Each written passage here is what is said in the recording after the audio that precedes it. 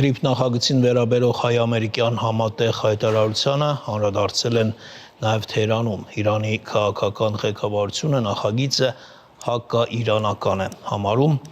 Թեման անդրադարձել է Հայաստանում Իսլամական Հանրապետության դեսպանը։ Թեման շարունակենք Արտյոմ Երկանյանի հետ։ Արտյոմ, Թեհրանի գնահատականը կարծես թե կոշտանում է։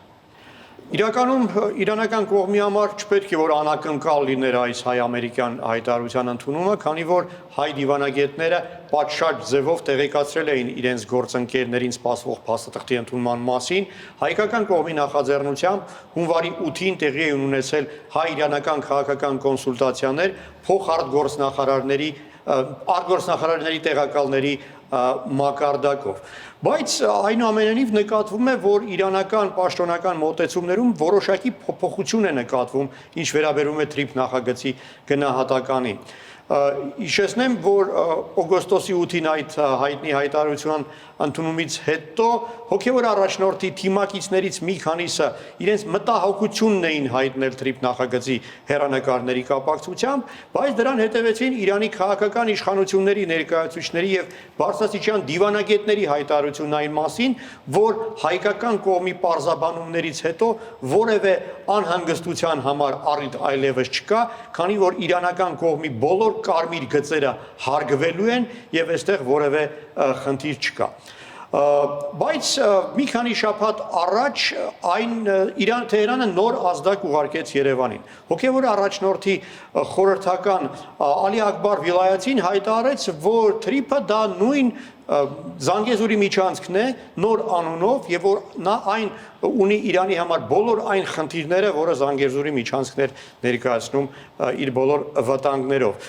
Կտրականապես դեմ է հանդես եկել այս նախագծի իրականացմանը, հայտարարելով, որ արդյունքում ՆԱՏՕ-ն կհաստատվի Իրանի հյուսիսային սահմանների մոտ։ Եվ այժմ արդեն նաեւ Իրանի բարձրաստիճան դիվանագետներն են մոտավորապես այս ոգով սկսել արտահայտվել։ Մասնավորապես Երևանում Իրանի դեսպանը այսօր մամուլի ասուլիսում հայտարարել է,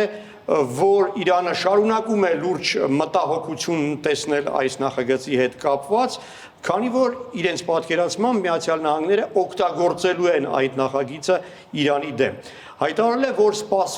սպասում են Հայաստանից քայլեր, որոնց արդյունքում Իրանը կկարողանա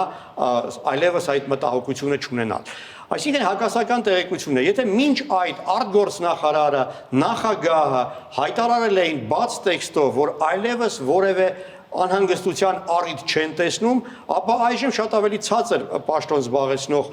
պաշտոնյան հայտարարում է, որ անհանգստության համար հիմքեր այնուամենայնիվ կան։ Իրականում նախագիծը նույն այն նախագիծն է, որի մասին Փեզեշքյանը հայտարարում էր, որ այն հարգում է, չի խախտում Իրանի կարմիր գծերը, պարզապես Իրանի ներքաղաքական պրոցեսներն են պահանջում պարզապես, որպեսզի Իրանի քաղաքական իշխանությունները նոր գնահատական տան այս նախագծին։ Կարծում եմ Երևանը իր կողմից արել է այն ամեն հնարավորը, որպեսզի իրանացի գործընկերները չտեսնեն խնդիր, սակայն այդ խնդիրը միևնույն է շարունակում են նկատել։ Արտյոմ, բայց այդ խնդիրը կարծես միակը չի, այսօր Իրանի դեսպանը հայկական կողմին նաև այլ բողոքներ է ներկայացրել։ Այո, ըստ էության անուղղակի մեղադրել է Երևանի իշխանություններին այդ անկարգությունների հրահարմանը մասնակից լինելու մեջ։ Դա իսկապես աննախադեպ է, հաշվի առնելով այն, որ իրանական դիվանագիտությունը բավական այսպես ավանդույթներ ունի մեղմ ձևավորելու, ձևակերպելու մտքերը, այս անգամ դեսպանը բավական կոշտ է գնահատել, հայտարարելով, մեջբերեմ նրա խոսքերը, Թեհրանում ձևավորվում է մի պատկերացում, թե Հայաստանը դառնում է կենտրոն Իրանի դեմ թշնամաբար տրամադրված ուժերի գործողությունների համար։ Աննախադեպ կոշտ է հնչում եւ տարօրինակ։ Պատճառը այն է, որ մի քանի օր առաջ Երևանում Իրանի դեսպանության շենքի առջև մի քանի տասնյակ ցուցարարներ իրենց համերաշխությունն են հայտնել Իրանում տեղի ունեցող ցույցերի մասնակիցների հետ։ Իրանացի դիվանագետները կարծում էին, որ հայ իրավապահները պետք է ցրեին այդ ցույցը, քանի որ մի քանի անգամ դիմել էին, սակայն այդ դիմումները որևէ հետևանք չունեցան։ Իրականում դժվարությամբ են պատկերացնում ինչպես դա պետք է տեղի ունենար, քանի որ ցուցարարները որևէ օրենք չեն խախտել, որևէ բռնություն իրենց թույլ չեն տվել, ինչպես օրինակ եղել է մի շարք այլ մայրաքաղաքներում, ուր ցուցարարները ներխուժել էին դեսպանության տարածք, հանել էին Իրանի պետական դրոշը։ Եվ հակառակը, մյուսն էլ ասեմ,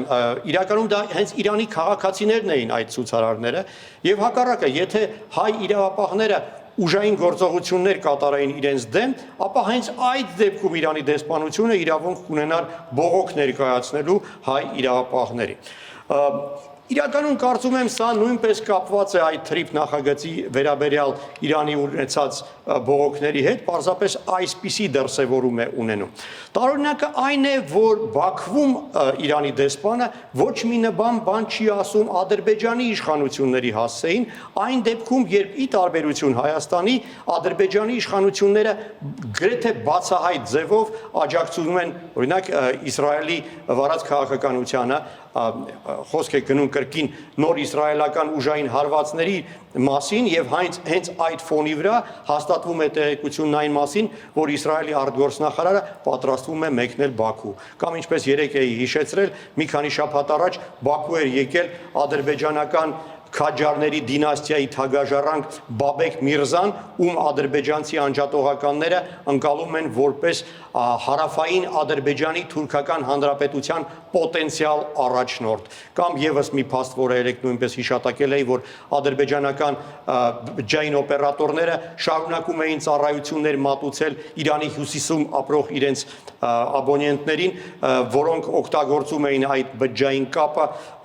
ապստամբելու կոչերի համար։ Չնայած այս ամենին Ադրբեջանի դեսպանը Բաքվում չի հայտարարել, որ մեջբերեմ իմ ձևակերպման, որ Թեհրանում ձևավորվում է մի պատկերացում, թե Ադրբեջանն է դառնում կենտրոն Իրանի դեմ թշնամաբար տրամադրված ուժերի գործողությունների համար։ Տարօրինակ է, որ այդպիսի մեղադրանք հնչում է Հայաստանի հասցեին, երբ Ադրբեջանը իրականում դա վաստակել է։ Շնորհակալություն, Արծու։